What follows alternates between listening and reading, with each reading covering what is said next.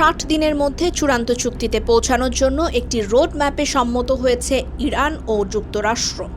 রবিবার সুইজারল্যান্ডে আলোচনার প্রথম দফায় একটি সিদ্ধান্তে পৌঁছায় পক্ষগুলো।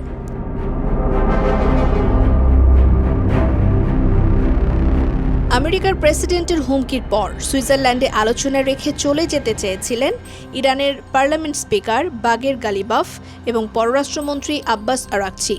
তবে মধ্যস্থতাকারীদের অনুরোধে তারা আলোচনা চালিয়ে যায়।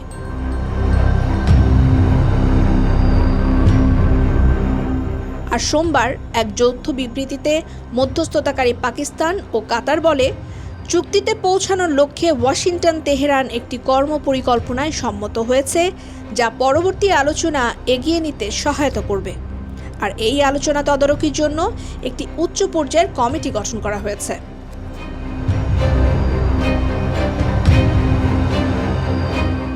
তবে এদিকে শান্তি আলোচনা ভেস্তে দেওয়ার জন্য উঠে পড়ে লেগেছেন ইসরায়েলের প্রধানমন্ত্রী বেনিয়ামিন নেতানিয়াহু। তিনি কোনো শান্তি আলোচনার ধার ধারেন না, ইরানকে পরমাণু শক্তিধর দেশ হতে দেবেন না, হুঁশিয়ারির সাথে এটিই জানিয়েছেন। এমনকি লেবানন থেকেও সেনা প্রত্যাহার করবেন না নেতানিয়াহু। বলেন, গাজা, সিরিয়ার মতো করে লেবাননেও নিরাপদ অঞ্চল প্রতিষ্ঠা করবেন।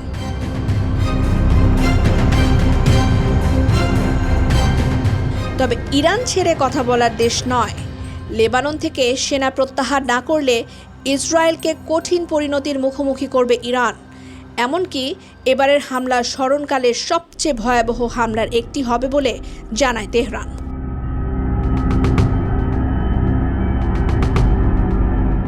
গত সপ্তাহে ইরান, যুক্তরাষ্ট্র এবং পাকিস্তানের সইয়ের মাধ্যমে একটি চুক্তি হয়। এই সমঝোতা স্মারকের ভিত্তি হল ইরান যুদ্ধের স্থায়ী অবসান ঘটানো এবং ইরানের পারমাণবিক কর্মসূচির মতো সংবেদনশীল বিষয়ে একটি চুক্তিতে পৌঁছানো।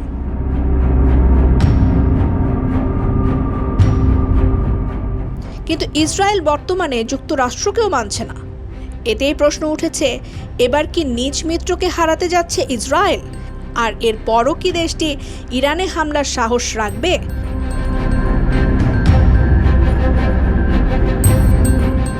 লেবাননে যেভাবে হামলা অব্যাহত রেখেছে তাতে সহজে শেষ হচ্ছে না ইরান ও ইসরায়েলের সংঘাত।